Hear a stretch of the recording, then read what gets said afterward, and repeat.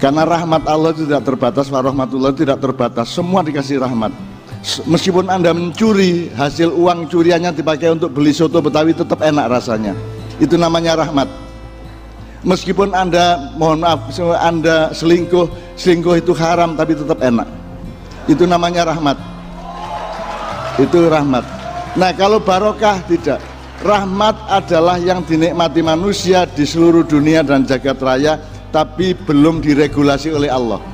Nah, di antara rahmat-rahmat Tuhan yang kita nikmati ini, yang lulus di depan Allah, namanya barokah.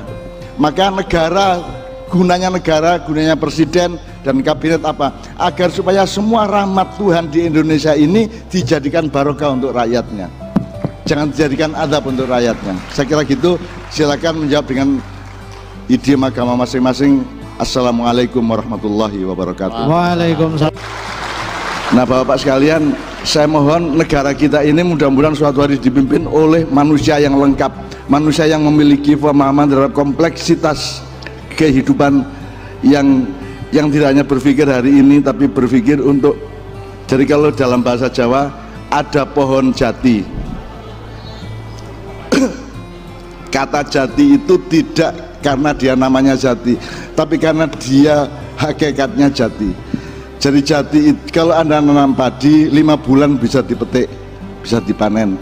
Tapi kalau Anda menanam jati, Anda butuh 30 tahun sampai 50 tahun untuk mendapat manfaatnya. Maka orang yang berpikir ke depan jangka panjang, dia adalah orang yang memiliki kesejatian hidup.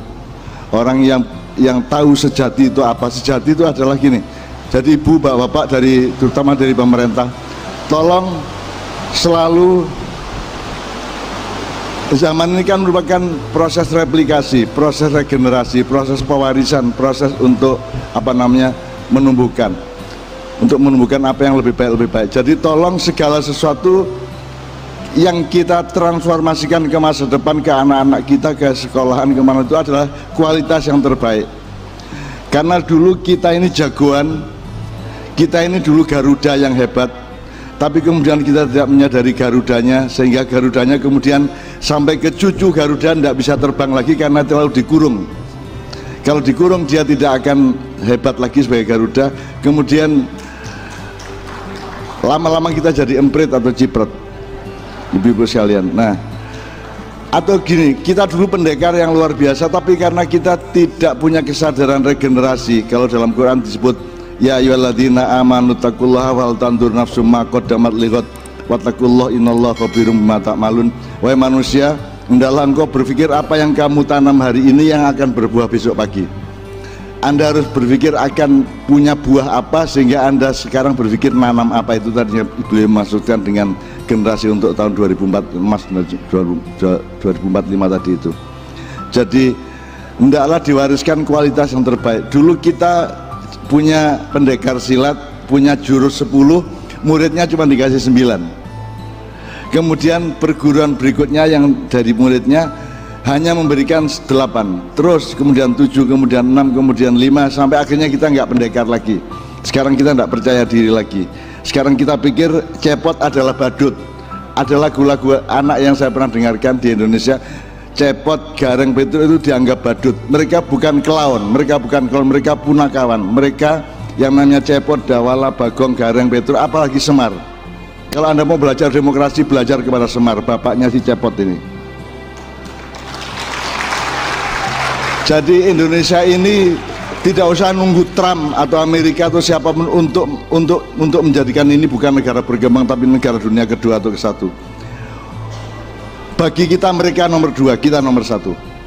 Saya tidak pernah taat kepada globalisasi, saya tidak pernah taat kepada cara berpikir barat, saya tidak pernah taat bahwa matahari itu terbit dari barat kemudian tenggelam di timur, matahari itu terbit di timur dan tenggelamnya di barat. Jadi kenapa kita bangga sejak tahun 70-an kita disebut the third world country, kita adalah negara dunia ketiga, terus kita bangga, terus sekarang kita dinaikkan menjadi negara dunia kedua. Saya sejak kecil, sejak saya SD, sejak saya di pondok, saya tidak mau taat pada semua pengetahuan itu. Saya bilang Indonesia ini adalah manusia nomor 1, bangsa nomor 1, rakyat nomor 1, dan lingkungan kehidupan nomor 1 yang tidak ada dimanapun saja. Tidak ada. Tidak ada jumlah orang kreatif melebihi orang Indonesia. Tidak ada pemenang Olimpiade internasional melebihi orang Indonesia. Semua juara anak kita.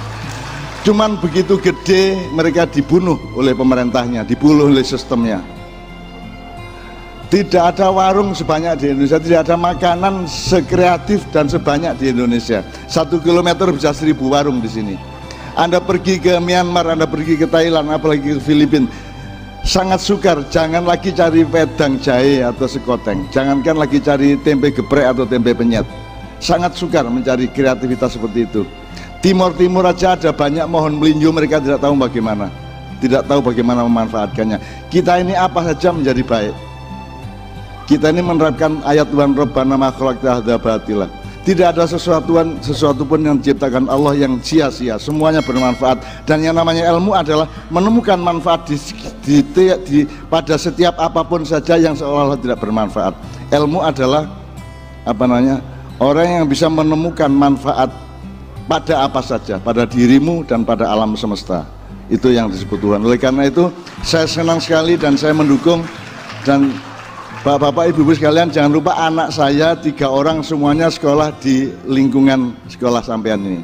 Dulu di Jogja, kemudian sekarang di Bogor, yang satu yang sudah keluar, tapi semua anak saya semua dipilihkan oleh ibunya untuk sekolah hanya di sini, karena disinilah laboratorium untuk manusia masa depan. Disinilah di jaringan sekolah Hizmet inilah masa depan diolah dengan jernih, dengan tertata, dengan terukur, dan dengan akurasi-akurasi yang sangat diilmiahkan satu sama lain. Saya mohon maaf saya agak berkepanjangan karena saya sebenarnya agak cemas kepada apa yang terjadi di Republik dan di dunia ini. Jangan perbanyak tram-tram lah. Tram satu saja di Indonesia, tram di Indonesia cuma satu, Bu. Terbelah, habis gelap terbelah tram, itu ya. Kalau saya tanya begitu. Mari kita bangga tidak karena orang lain bilang kita ini bangga. Kita ini hebat bukan karena orang lain. Misalnya gini, Anda bayar untuk mendapatkan rekor muri. Anda bayar dan Anda dapat rekor apa? Terus dapat pengakuan dan sertifikat. Saya ingin bilang, muri sendiri tidak punya rekor. Kenapa Anda menjadi bangga kalau diakui oleh orang yang sebenarnya tidak punya kebanggaan apa-apa? Kan begitu. Kenapa saya tidak sekolah? Karena saya tanya, kalau Anda S1 kan harus dilantik oleh S2, S2 harus dilantik oleh S3. Sekarang saya tanya, dulu sarjana pertama yang melantik siapa? Yang legitimasi bahwa dia sarjana siapa? Siapa dulu? Berarti tidak ada dulu. Karena waktu itu baru gini, belum ada sarjana yang sah sejak awal kalau urusannya adalah struktur otoritas. Karena tidak ada dokter Andes atau apapun yang tidak diresmikan oleh yang lebih tinggi tingkat akademisnya. Nah sekarang saya tanya, ketika sarjana pertama dilantik, yang melantik siapa?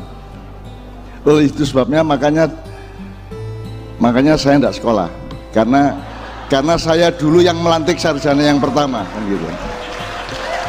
Bapak sekalian, saya mohon maaf, saya ingin kita semua bersyukur pada Allah. Anak-anak kita ini luar biasa Ibu. Mereka tahun kemarin di New York di Jenis Olimpiade itu mereka bukan hanya juara, mereka memborong semua reputasi itu diborong oleh Republik Indonesia, dan hanya Indonesia yang punya seperti itu. Tuhan sama Indonesia itu luar biasa. Dulu Indonesia itu tidak ada di dalam peta dunia, kemudian ada konflik di surga, terus sehingga mereka ada peperangan, terus ada tanah dari surga yang jatuh ke bumi, dan itu yang disebut Indonesia. Manusianya juga seperti itu. Maka saya menemani teman-teman Turki sekitar 50-60 orang, saya temani dengan segala totalitas yang saya punya di Indonesia, karena saya senang mereka mau menjadi warga negara Indonesia, Bu. Dan mereka orang yang luar biasa, mereka orang yang tidak punya komplek-komplek lagi seperti kita di sini. Oke, saya kira begitu yang bisa saya kemukakan. Saya mohon maaf kalau saya agak berkepanjangan, tapi because I love you all. Karena saya berharap kepada anak-anakku semua, kamu yang pegang masa depan, ambillah benih yang terbaik dari inspirasimu dan lakukanlah dengan kualitas yang terbaik, maka engkau akan melahirkan masa depan yang berkualitas terbaik, bukan hanya yang lebih baik, tapi berkualitas terbaik. Oke, sekali lagi saya akan ucapkan salam dan janji untuk saling menyelamatkan. Saya mohon izin.